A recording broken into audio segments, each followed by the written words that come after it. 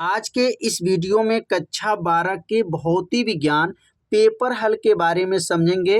2025 में जो एग्जाम हुए थे, पेपर का कोड 346 JW में 1 से लेकर के 5 तक के सभी प्रश्नों को हल करके वीडियो अपलोड कर दिया गया है।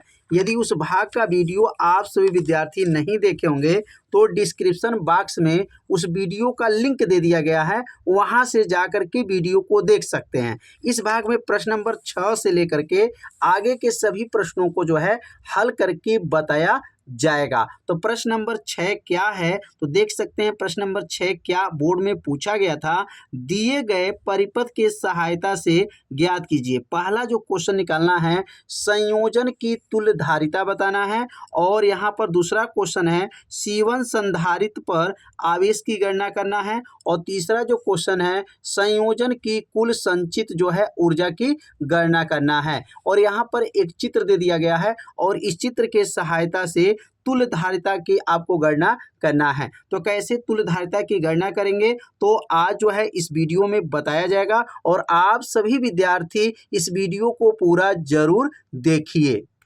तो अब ये चित्र को ध्यान से जब देखेंगे तो यहाँ पर जो चित्र में देख रहे हैं C2 और ये C3, ध्यान देंगे C2 C3 जो है यह श्रेणी क्रम में है। तो पहले इस श्रेणी क्रम का तुल्य यहाँ पर धारिता की गणना कर लेंगे। आज जब C2 C3 का जब तुल्य धारिता की गणना कर लेंगे और तब यहाँ पर जो मान निकला यह C1, तो अब इसमें जो तुल्य धारिता का जो मान आएगा वह मान और यह C1 का मान जब मिलाया जाएगा तो यह हो जाएगा समांतर क्रम। तो पहले इतना को हल कर लेते हैं श्रेणी क्रम। तो कैसे यहाँ पर हल लिखेंगे और यहाँ लिखाएगा हल में, तो लिखेंगे यहाँ पर सबसे पहले लिख लीजिए हल, और हल में लिखेंगे यहाँ पर कौन कौन जो है श्रेणी क्रम में है और कौन कौन जो है समांतर क्रम में है। तो यहाँ लिखेंगे C2 तथा C3, यहाँ पर C2 और C3 श्रेणी क्रम में हैं। अब यहाँ श्रेणी क्रम में जुड़े हुए हैं तो श्रेणी क्रम में अब तुल्य यहाँ पर धारिता निकालेंगे। तो लिखेंगे श्रेणी क्रम में जुड़े हुए हैं। किस क्रम में जुड़े हैं? श्रेणी क्रम। कौन कौन? C2 और C3। तो यहाँ पर जो अगर श्रेणी क्रम का सूत्र लिखेंगे तो सूत्र होता है श्रेणी क्रम का 1/C बराबर हो जाएगा। अब C2 C3 है तो इसलिए 1/C2 प्लस 1/C3। यह किस क्रम का है? तो यह श्रेणी क्रम का जो है सूत्र है, धारिता का श्रेणी क्रम है। अब यहाँ पर मान जब भरेंगे तो कैसे यहाँ पर मान भर करके हल करेंगे, तो अब अगला लाइन क्या बनेगा? 1/C बराबर 1/C2। C2 कितना है? 20 माइक्रोन है। क्या है? 20 माइक्रोन फैराड है।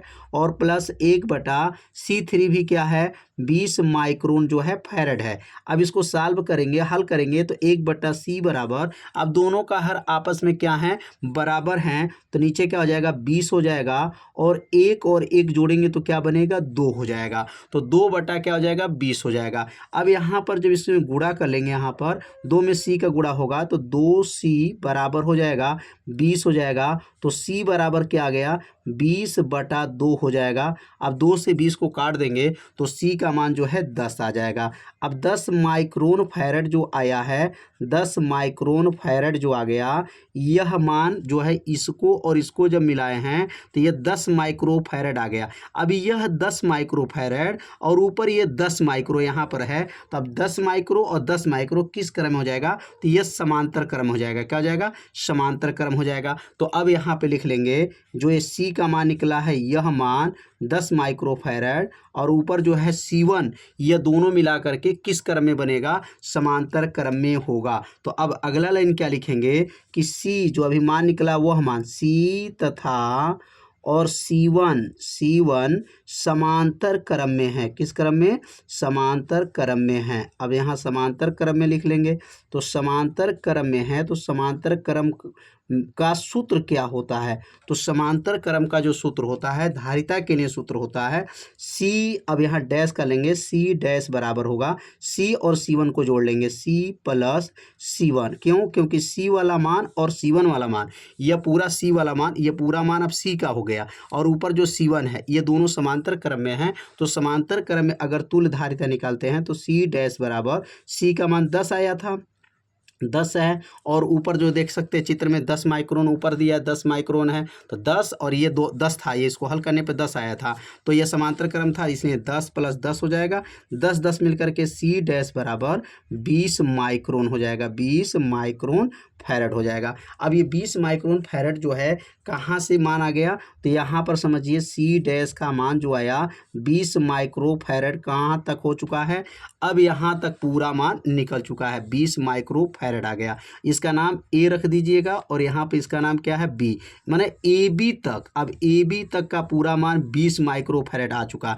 अब 20 माइक्रो और ये अब 20 माइक्रो है। अब यहाँ पे देखिए तार को जोड़ेंगे तो जब सीधा तार को फैलाया जाएगा तो पुनः किस क्रम में हो जाएगा, श्रेणी क्रम में हो जाएगा। तो यहाँ पर जो ध्यान दीजिए, यहाँ पर बैटरी लगाया गया है, तो बैटरी लगाई, ये पूरा मान ऊपर वाला पूरा मान 20 माइक्रो आ चुका है, और ये C4 जो नीचे लगा है अभी 20 माइक्रो है। तो जब इस तार को पकड़ करके सीधा करेंगे तो श्रेणी क्रम बन जाएगा। तो यहाँ पे क्या लिखेंगे, अब 20 माइक्रो क्या लिखेंगे, 20 माइक्रो जो आया है इसको कहा जाएगा C डैश कहा जाएगा, या इसको लिख सकते हैं 20 माइक्रो फैरड जो आया है वह मान, और जो है C4 जो C4 निकला है उसको कहेंगे 20 माइक्रो फैरड। दो बी जो है 20 माइक्रो कहाँ से आ गया, क्योंकि यहाँ पर चित्र में देख सकते हैं जो इसको हल किए हैं ऊपर तो 20 माइक्रो और नीचे 20 माइक्रो है, C4 भी 20 माइक्रो फैरड है, तो यहाँ पर लिखेंगे 20 माइक्रो फैरड, और 20 माइक्रो फैरड किस क्रम में हो जाएगा, श्रेणी क्रम में हो जाएगा। अब श्रेणी क्रम में हो जाएगा तो अब यहाँ पर श्रेणी क्रम में, अब इसको हल करेंगे,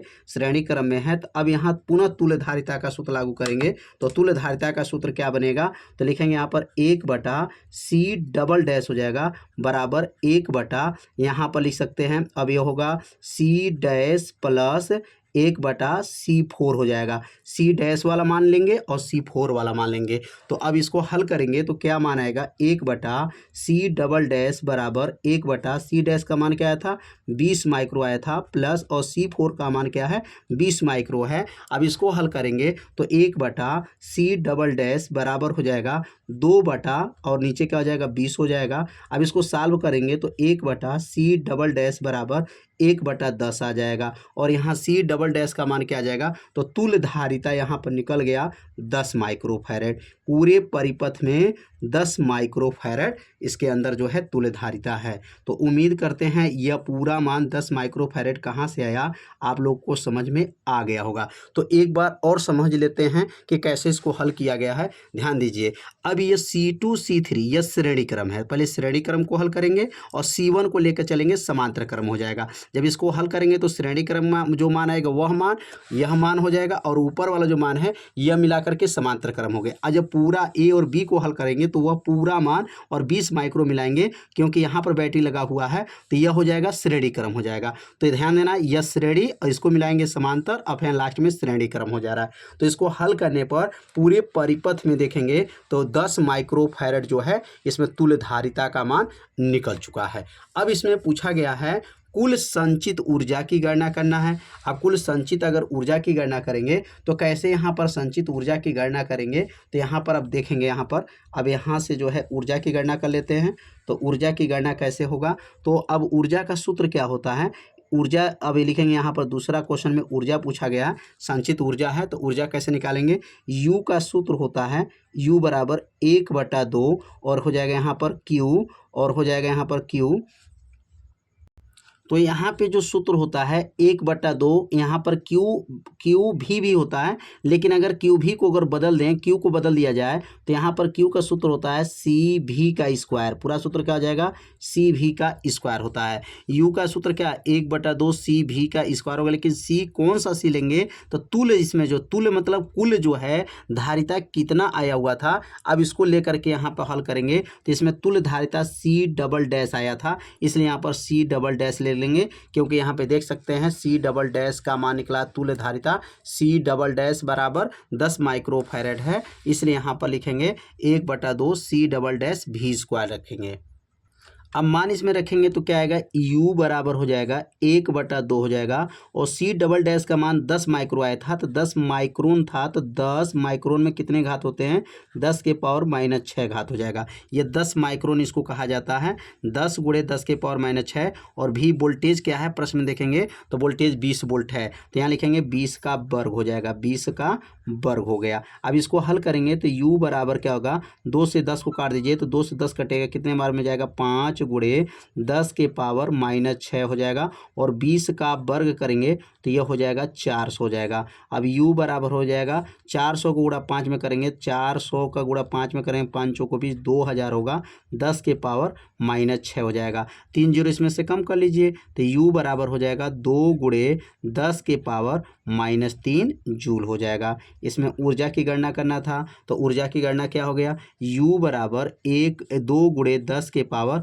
-3 जूल हो जाएगा। अब इसको कैसे हल किए हैं, तो ऊर्जा का सूत्र आपको याद रखना है, ऊर्जा का सूत्र होता है 1/2 CV का स्क्वायर। यहाँ डबल डैश क्यों लगाएं, क्योंकि तुल्य धारिता का मान रखना है, और तुल्य धारिता 10 माइक्रोन है, 10 × 10 के पावर -6 हो जाएगा, और V का मान 20 का वर्ग हो जाएगा, 20 का वर्ग 400, और 400 का गुणा 5 में किए हैं तो 2000, और 2000 में 3 जीरो है, 3 जीरो इसमें कम होगा, 10 के पावर -6 था, 10 के पावर -3 हो जाएगा। तो ये तो ऊर्जा का मान निकल गया। अब इस तीसरा क्वेश्चन में C1 में जो है आवेश पूछा गया है, तो यहाँ पर लिखेंगे तीसरा वाला क्वेश्चन में लिखेंगे आवेश की जो है C1 संधारित्र में आवेश की गणना करना है। तो सबसे पहले यहाँ पर कुल आवेश कितना है पहले इसकी गणना करेंगे। तो कुल आवेश अगर पूरे परिपथ की बात करते हैं तो लिखेंगे यहाँ पर कुल आवेश, इसमें क्या हो जाएगा, तो कुल आवेश का सूत्र होता है, कुल आवेश अब हो जाएगा पूरे परिपथ में, तो Q बराबर होगा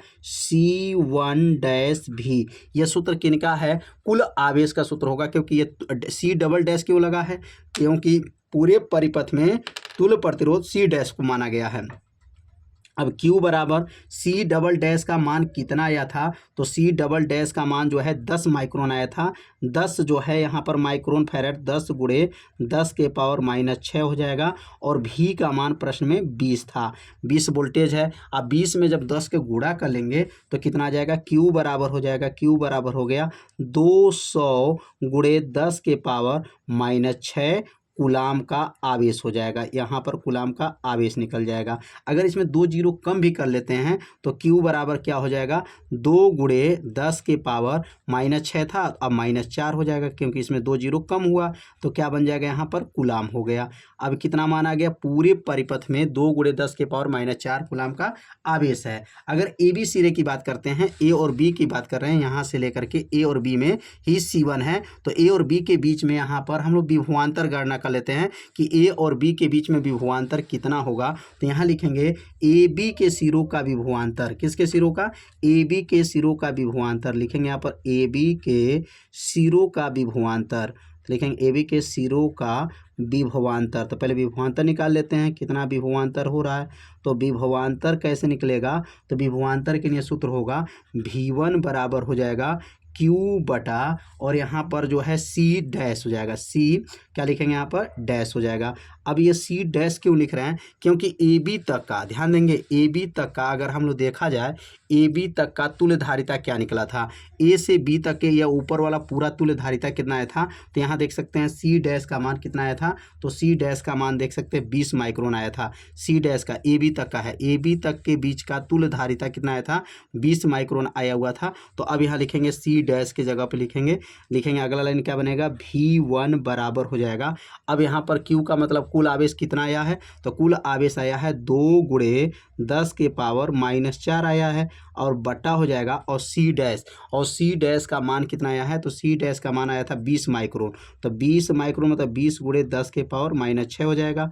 अब इसको सॉल्व करेंगे तो 6 घात ऊपर जाएगा, तो V1 बराबर क्या होगा, 2 × 10 के पावर -4 और प्लस इसमें 6 घात ज्वाइंट हो जाएगा, पूरे का बटा नीचे क्या होगा 20 हो जाएगा। अब यहाँ पे लिखेंगे V1 बराबर, तो लिखेंगे V1 बराबर क्या हो जाएगा, 2 × 10 के पावर 6 घात में से 2 घात जाएगा, 2 घात हो जाएगा, बटा क्या हो जाएगा 20 हो जाएगा।